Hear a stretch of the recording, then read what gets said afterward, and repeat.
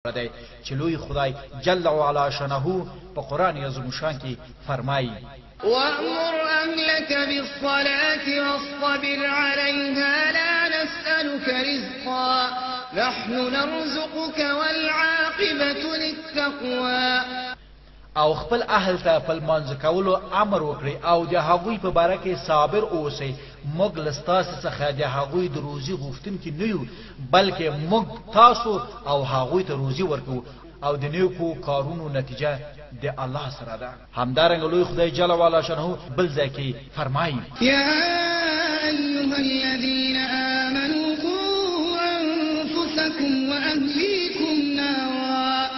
قوا أنفسكم وأهليكم نارا وقودها الناس والحجارة ای هغه کسانو چې ایمان مو راوړی دی خپل ځانونه او خپل اولادونه د دوزخ له اور څخه وساتئ له هغه اور څخه چې د هغه خس او خاشاک ډبرې او انسانان دي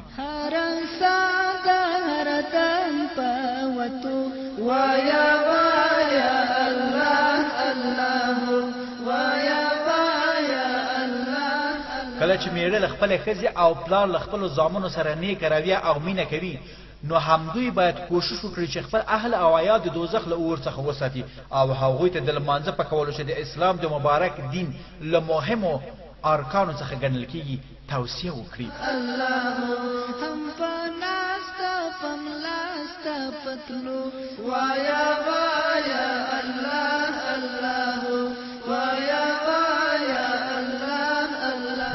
ګرانو مسلمانانو ورونو د تاریک الصلات د جنازې د لمونځ په اړه د علماو نظریه هغه کسان چې تاریک الصلات فاسق بولی وایي په هغه د جنازې لمونځ وشي او د مسلمانانو په حادثه کې د ښخ شي په داسې حال کې چې د اسلام په حالات کې مړ شوی وي چې په دې صورت کې د حکم خدای تعالی جل وعلا شانه ته معقول او تفویض کیږي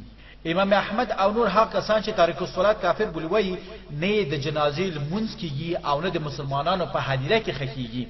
په دې ځکه یو داسې نقطې ته اشاره کوو چې د امام احمد بن حنبل رحمت الله علیه له نظریې سره مطابقت لري او هغه دا چې تاریک الصلات تر هغه وخته کافر نه ګڼل کېږي تر څو چې یو قاضي یا نائب هغه ته د لمانځه کولو دعوت نه ورکړي او نوموړی شخص ورڅخه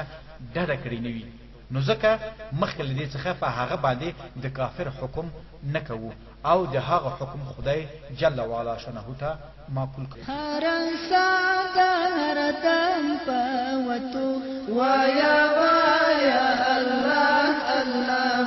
د نبی کریم صلی الله علیه وسلم د لمانځه حالات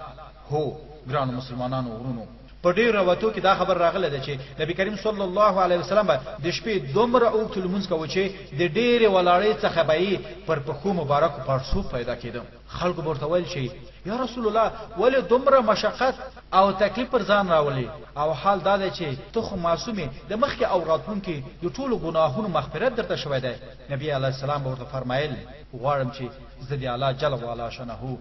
شکر گزاره بنده وګرځم بخاری شریف الله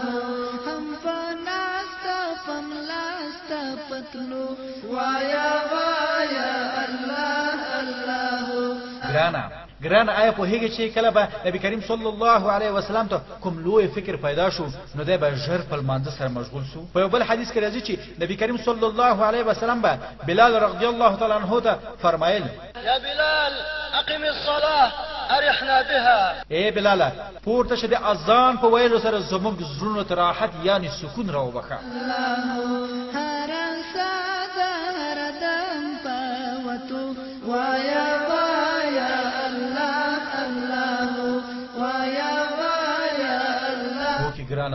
هو کې ګران اوروره د دې لپاره چې الله تعالی سره په خبرو کولو سره زړه ته سکون او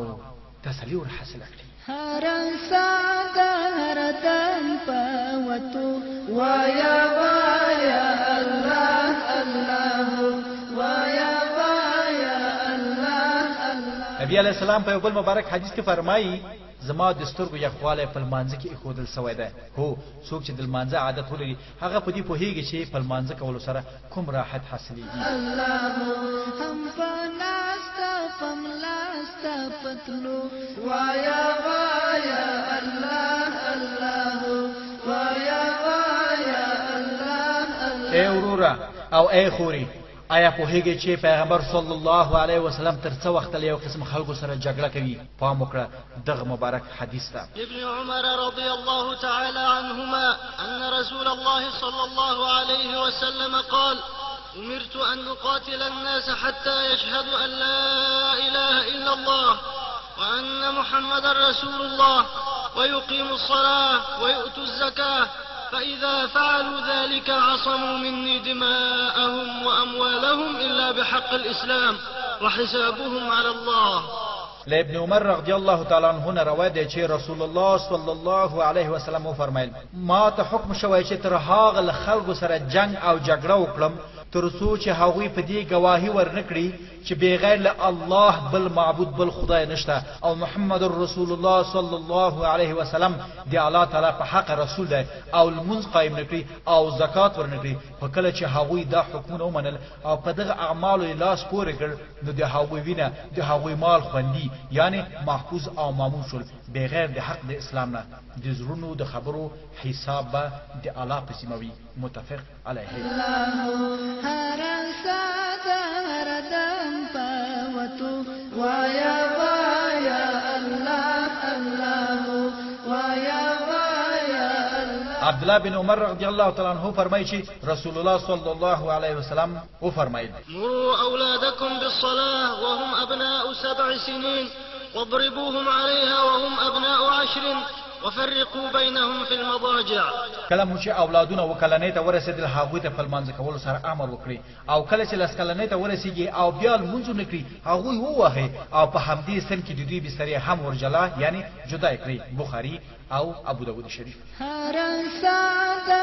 ردم پوتو وایا وایا الله الله وایا هو کې ګرانو مسلمانانو ورونو او خويندو نبی کریم صلی الله علیه وسلم حکم وکړ چې کله ماشومان وکلنۍ ته ورسیږي مور او پلار ته لازم ده چې هغوی ته د لمانځه امر وکړي او کله چې لس کلنۍ ته ورسیږي نو که بیا یې لمونځ نه کوو باید تادیبانه ووهل شي.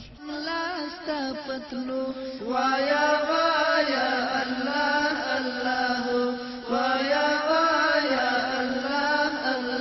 ابو هريره رضی الله تعالی عنہ روایت دی چې وی فرمایل لرسول الله صلی الله علیه وسلم څخه واورد چې وی فرمایل فإني سمعت النبي صلى الله عليه وسلم يقول قال الله عز وجل قسمت الصلاة بيني وبين عبدي نصفين ولعبدي ما سأل فإذا قال العبد الحمد لله رب العالمين قال الله عز وجل حمدني عبدي وإذا قال الرحمن الرحيم قال الله عز وجل أثنى علي عبدي وإذا قال مالك يوم الدين قال الله مجدني عبدي وقال مرة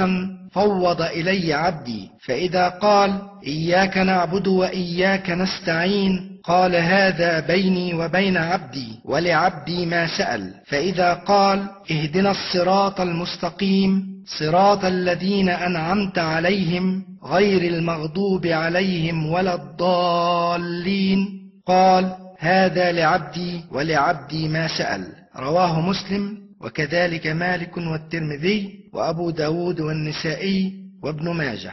لمونځ می د ځان او بنده ترمنځ سنین په نیمه ویشل ده. د بنده لپاره می هغه څه دي چې وی وختل کله چې بنده وای الحمدلله رب العالمین الله جل وعلا شانه وای بنده می وستایلم او چې کله وای الرحمن الرحیم الله جل وعلا شانه وای بنده می زما خېګنه ویلې او چې کله وای مالک یوم الدین الله جل وعلا شانه وای بنده می زما لوی او لړواله ویلو او یو ځل ویل شي وای بنده می هر څه ماته وسپارل او چې کله وای ایاک نعبد و ایاک نستعين الله جل وعلا شانه وای دا خبره زما او د بنده ترمن سره ګډه ده یعنی ایاک نعبد زما او ایاک نستعين می د بنده لپاره او د بنده لپاره می هغه څه دي چې وی غوښتل یعنی د لمانه مرسته وغوښتل نو خامخا به مرسته کوم او چې کله وای اهدنا الصراط المستقيم صراط الذين انعمت عليهم غير المغضوب عليهم ولا الضالين الله جل وعلا شنو وای دا مې د بنده لپاره دی او د بنده لپاره مې هغه څه دي چې د وختل یعنی د بیلارو او رکو لارو نه به یې ژغورم او د نیکانو په لار به یې روانوم